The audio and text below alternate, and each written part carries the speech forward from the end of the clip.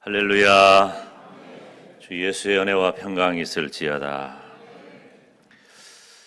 요한계시록 22장 20절에 내가 진실로 속히 오리라. 아멘. 주 예수여 오시옵소서. 여러분 옆 사람에게 인사합시다. 예수님은 다시 오십니다. 예수님은 분명히 다시 오십니다. 언제 오세요?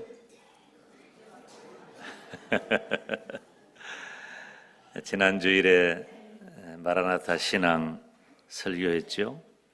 다시 오실 우리 주님은 우리 예수님을 믿는 성도들의 궁극적인, 즉 최종적인 소망이 됩니다.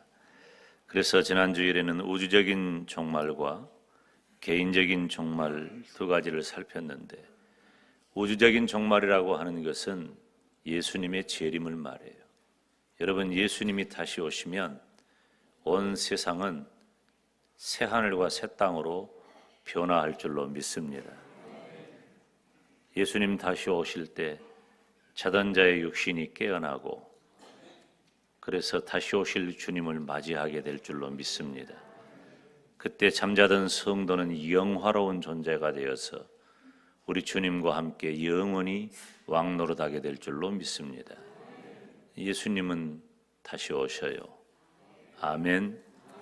저는 또 이제 이런 말 하면은 우리 김 목사 이상하다고 할지 모르지만, 내가 살아있을 때 예수님이 오실 것 같아. 그 소망을 해요. 제가 예수 신앙 가지면서부터 예수님이 꼭 내 당대에 오실 것 같아요. 또 그러기를 소망해요. 예수님이 다시 오시면 제 기분이 안 좋아요? 예수님이 다시 오시기를 소망해. 그렇지 않다 할지라도 그렇게 머지 않았어요. 여러분, 재림신앙 가지시기를 축복합니다.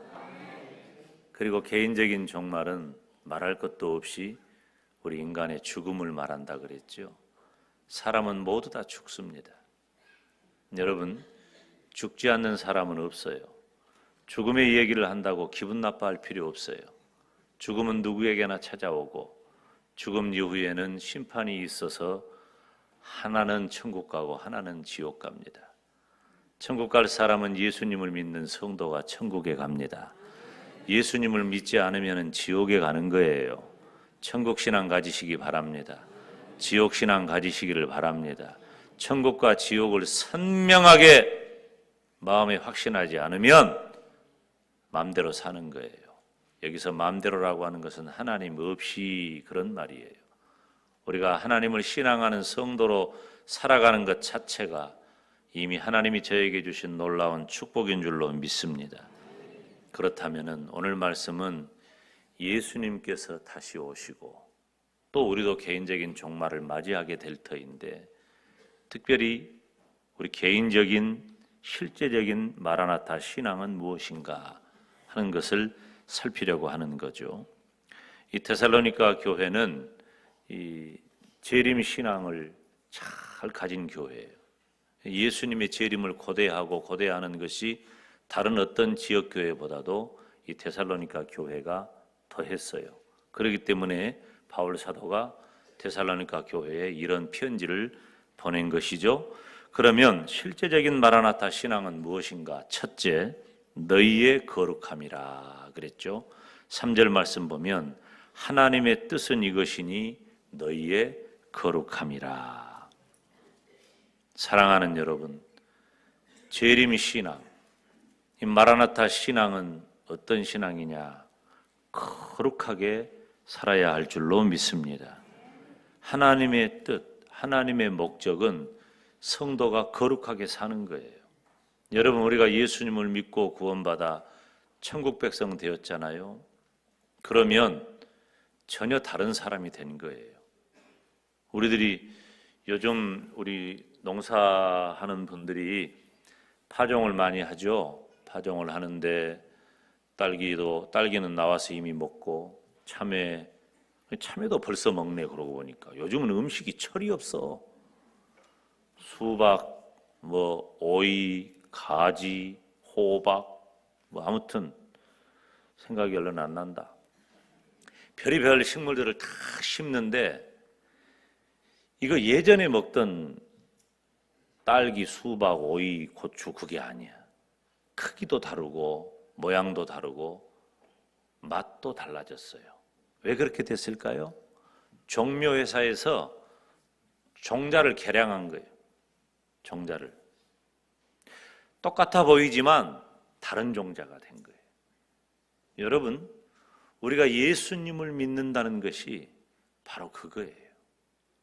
우리는 예수님을 믿음과 동시에 전혀 다른 사람이 된 줄로 믿습니다. 전혀 달라요. 지난주에 말씀을 드렸듯이 우리는 천국의 시민권이 있는 천국 백성인 줄로 믿습니다. 시민권이 어디 있느냐가 그렇게 중요해요. 그렇게 중요해. 제가 지난주에 필리핀 갔잖아요. 선교지. 대한민국 사람이라고 하는 것이요, 그렇게 위대하고 좋은 거예요. 그런 시대가 됐어요. 불과 20 몇 년 전, 제가 20 몇 년 전이냐, 6, 7년 전에 처음 외국에 갔는데요. 처음 외국에 갈 때는 우리나라가 어디 있는지도 모르더라고. 지금은 다 알아요. 대한민국 백성. 그전에는 뭐 미국 시민권 부러워했는데 그거 안 부러워해도 돼요. 미국 못 가는 나라 우리가 가요. 미국 사람 못 가는 나라가. 그런 때가 되었어요.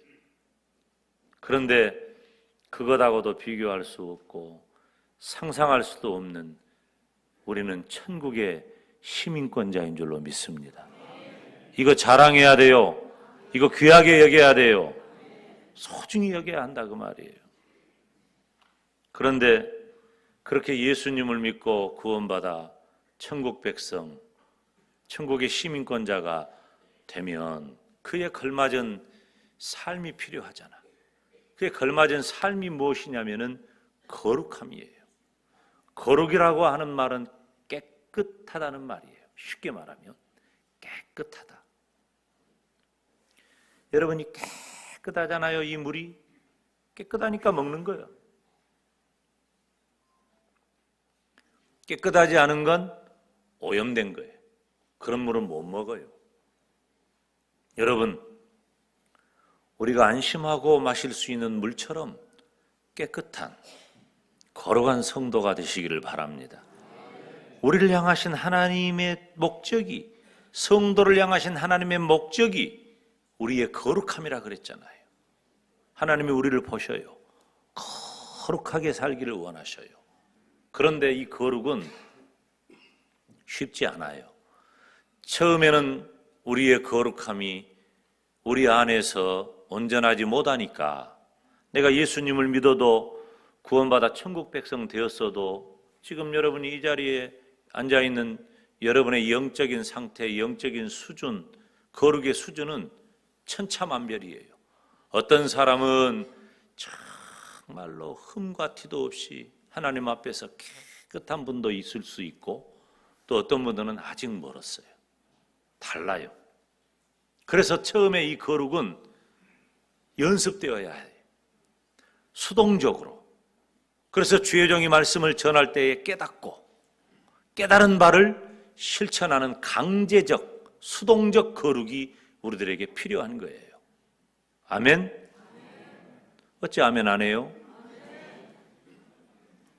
여러분, 주의 종의 말씀을 전하면 그 말씀을 듣고 강제적으로 여러분을 그 말씀에 내어놓으시기를 바랍니다. 그렇게 안 하면 안 돼. 어떻게 자동적으로 되냔 말이에요. 그와 같은 것들이 진행되고 거듭될수록 나중에 어떻게 됩니까? 자동적으로 되는 거예요. 자동적으로. 내 평생 전에 들은 하나님의 말씀을 따라서 그리고 내가 받은 은혜를 따라서 내 삶 가운데 거룩함이 형성이 되는 거예요. 자동적으로. 그래서 지나갈 때 사람들이 딱 봐도 저 사람은 예수님을 믿는구나. 예수님을 믿는다더니 역시 저 사람은 예수님을 믿는 사람답게 저렇게 사는구나. 이런 말이 들리는 거예요. 그런데 아직도 교회 다닌다면서 어째서 저럴까? 이런 말을 듣는 사람이 있어요, 없어요? 이 자리에? 있어요. 내가 봐도 딱 보이는데 뭘 그래.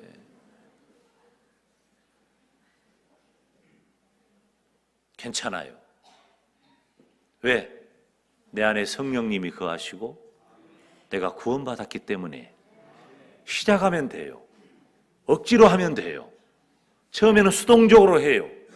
그러나 나중에는 자동적으로 되는 거예요. 포기하거나 좌절할 필요 없어요. 그리고 우리가 서로를 향해서 너는 어째서 그 모양이냐고 말하면 안 돼. 교회 안에는 너무 다른 사람이 많아요. 술, 담배 문제도 그래요. 끊어요, 빨리. 그렇지만 자기 다 수준의 차이가 있는 거예요. 제가 기다리는 거 있잖아요. 제가 기다리는데 예수님도 기다리셔요, 여러분을. 여러분이 술, 담배 끊고 오기를 기다려요. 그러나 지금 그 모습만으로도 귀해요. 그 모습만으로도. 이제 잘 됐다잉. 이제 목사님이 귀하다고 했다잉. 그런 의미가 아니잖아.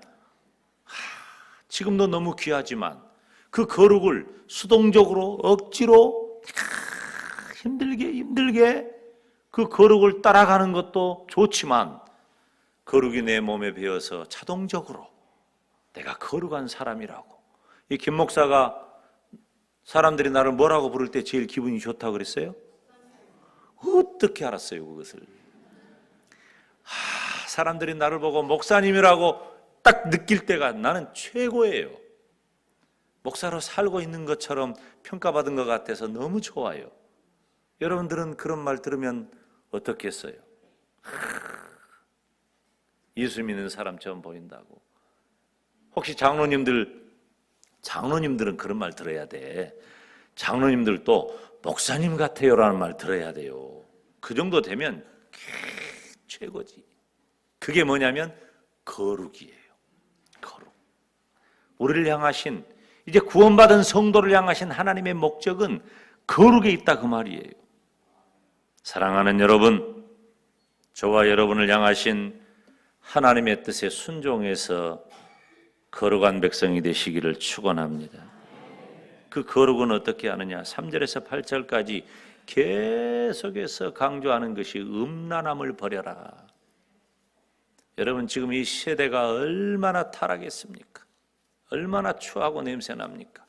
이런 세대 가운데서도 우리 하나님께서 주신 거룩으로 우리 하나님의 뜻을 순종하시기를 바랍니다. 베드로전서 1장 13절에서 15절 말씀을 보면 우리 다 같이 읽습니다. 시작. 그러므로 너희 마음의 허리를 동이고 근신하여 예수 그리스도에 나타나실 때에 너희에게 가져올 은혜를 온전히 바랄지어다. 너희가 순종하는 자식처럼 이전 알지 못할 때에 줬던 너희 사욕을 본삼지 말고 오직 너희를 부르신 거룩한 자처럼 너희도 모든 행실에 거룩한 자가 되라. 따라서 합시다. 너희도 모든 행실에 거룩한 자가 되라. 아멘. 우리의 모든 행실에 거룩한 자가 되는 거예요. 사랑하는 여러분, 시대가 아무리 악하고 추해도 오늘 본문에 있는 3절 말씀처럼 하나님의 뜻은 이것이니 너희의 거룩함이라 곧 음란을 버리고 그랬어요. 지금 시대가 타락했어요. 우리가 안전지대에 살지 못합니다. 마라나타 신앙은 무엇입니까? 거룩하게 사는 거예요. 오늘 이 말씀 들었으니까 거룩을 붙잡으시기를 바랍니다. 하나님은 깨끗한 그릇 쓰신다니까요. 깨끗한 그릇 되세요. 우리 젊은이들도 하나님 앞에서 깨끗한 그릇이 되시기 바라요. 그러면 하나님이 높이 들어 사용하실 줄로 믿습니다. 두 번째로 마라나타 신앙은 형제를 서로 사랑하라 그랬어요. 9절 다 같이 읽습니다. 시작. 형제 사랑에 관하여는 너희에게 쓸 것이 없음은 너희가 친히 하나님의 가르침을 받아 서로 사랑함이라. 아멘. 서로 사랑하라 그랬잖아요. 마라나타 신앙, 다시 오실 우리 주님의 날을 준비하는 성도의 신앙은 서로 사랑하는 거예요. 여기 9절에 시작할 때 형제사랑 그랬지요. 이 형제사랑이라고 하는 것은 원래 의미로는 동족애를 말해요. 동족애. 그러니까 우리가 다른 나라하고 운동 경기를 하면은 어느 나라 응원해요? 우리나라 응원하잖아. 걔들이 이뻐서 응원하는 건 아니에요. 우리나라니까 응원하는 거예요. 우리 동족애가 있어요. 이것을 말을 해요. 원래는. 그래서 유대인은 유대인을 사랑하고 헬라인은 헬라인을 사랑하는 것이 원래 형제사랑의 의미였지만 신약 시대에 와서는 그 의미를 어떻게 이해하느냐? 바로 형제사랑. 예수님을 믿는 성도와 성도 간에 서로 사랑해야 할 것을 의미하는 것입니다. 그런데 이 데살로니가 교회는 형제사랑이 있었어요. 그래서 바울이 데살로니가 교회에 형제사랑을 칭찬하고 형제사랑을 더욱 권장하고 있는 것이죠. 너희들이 원래 잘한다. 형제사랑에 관하여는 너희에게 쓸 것이 없다. 그러니 내가 친히 하나님의 가르침을 받아 서로 사랑함이라 그랬어요. 하나님의 성령의 인도하심을 받는다는 것은 데살로니가 교회처럼 말씀을 삶으로 실천하는 데 있는 것이에요. 서로 사랑하라 그랬으니까 형제간에 사랑하는 거예요. 10절 말씀을 보니까 너희가 온 마게도냐 모든 형제를 대하여 과연 이것을 행하도다. 과연 이것이 뭐예요? 형제 사랑이에요. 형제들아 권하노니 따라서 합시다. 더 많이 하고. 그게 무슨 말이에요? 더 많이 하고라면 형제 사랑을 계속해라. 더 해라. 그런 말이에요. 데살로니가 교회는 주변에 여러 어려운 성도들에게 너그럽게 물질을 나눠주었습니다. 그런데 바울 사도가 그것을 칭찬한 거예요. 그걸 칭찬하면서 너희들이 정말 잘한다. 그리고 더 많이 해라. 왜? 형제 사랑은 해야 할 일이기 때문에 더 많이 하라고 격려하고 권면하는 것입니다. 여러분, 우리가 이 땅을 살아가면서 형제를 사랑하시기를 축원합니다. 형제의 아픔과 형제의 고통과 형제의 가난과 형제의 문제를 모른 척하면 안 돼요. 오늘 우리 아브라함회하고 여호수아회가 이제 장성에 있는 5월 중앙교회를 방문하거든요.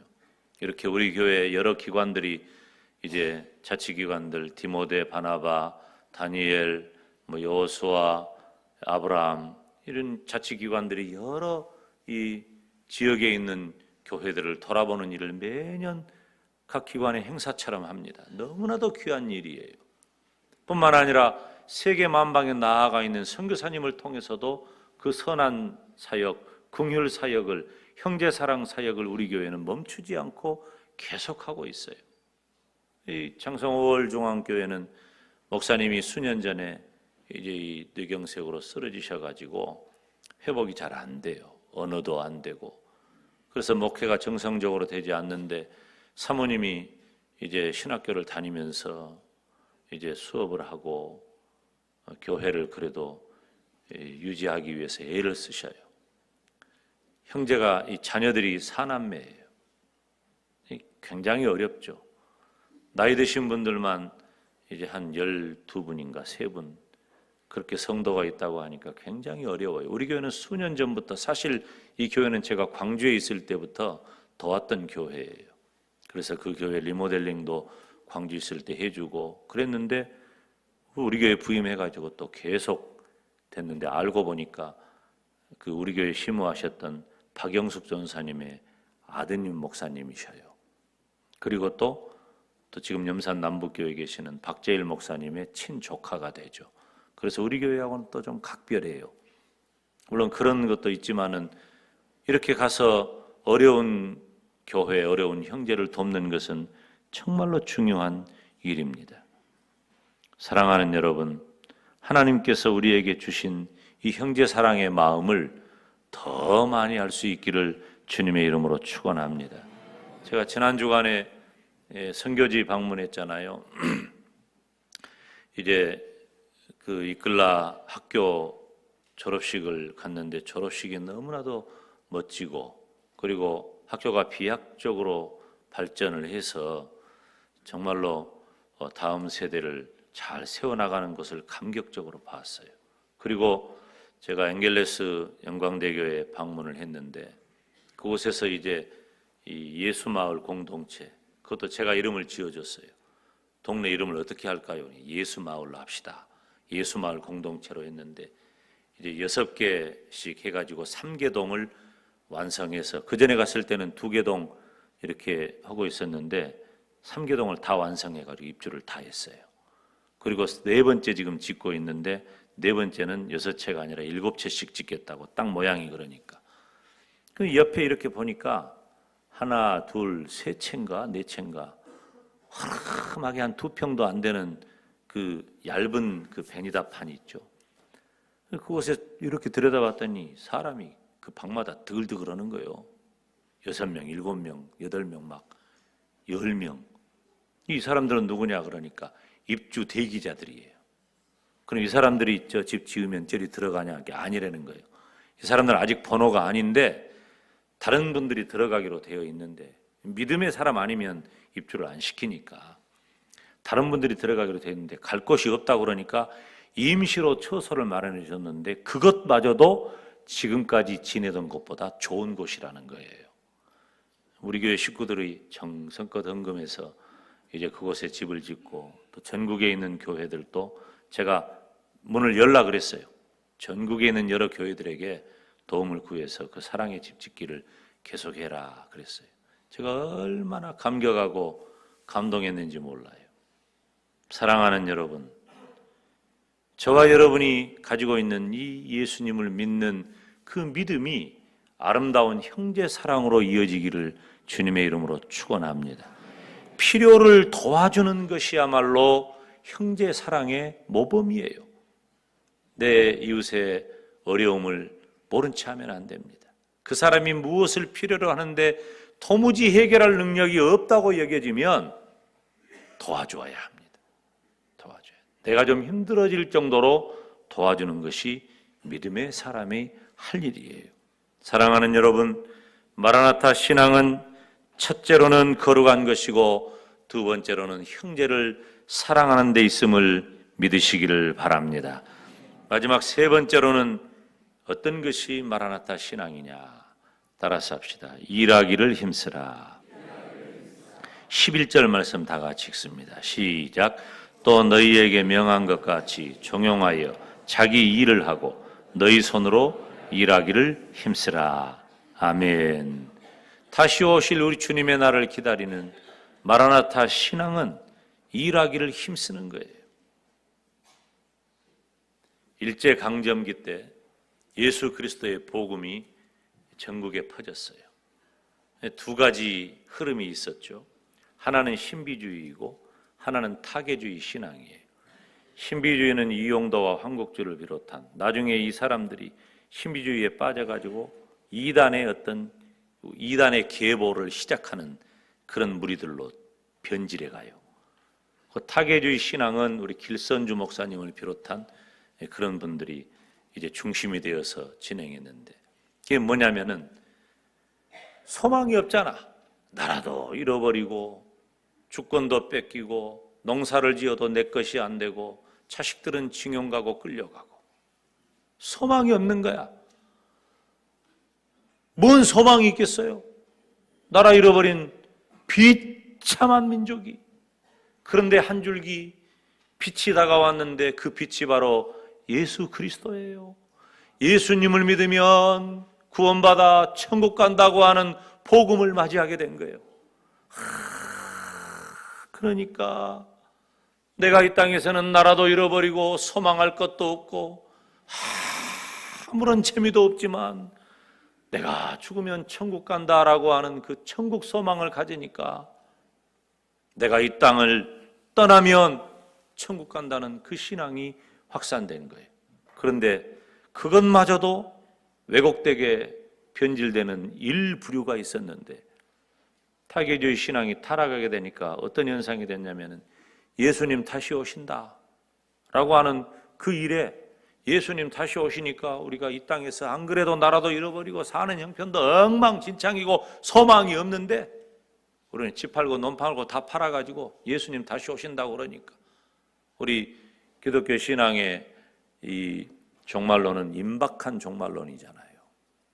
임박한 종말론. 지금 예수님 이후의 지금을 따라서 합시다. 종말시대. 재림신앙이에요. 그때도 강조를 했죠. 그러니까 사람들이 그냥 빠져가지고 아무것도 안 한 거예요.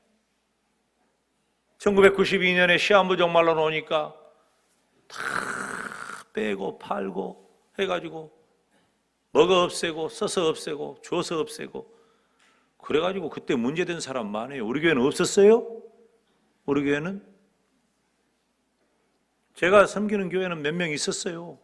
내가 아니라고 몇 번 말을 해도 어째 목사 말을 안 듣더라고. 목사 말 안 들으면 손해봐.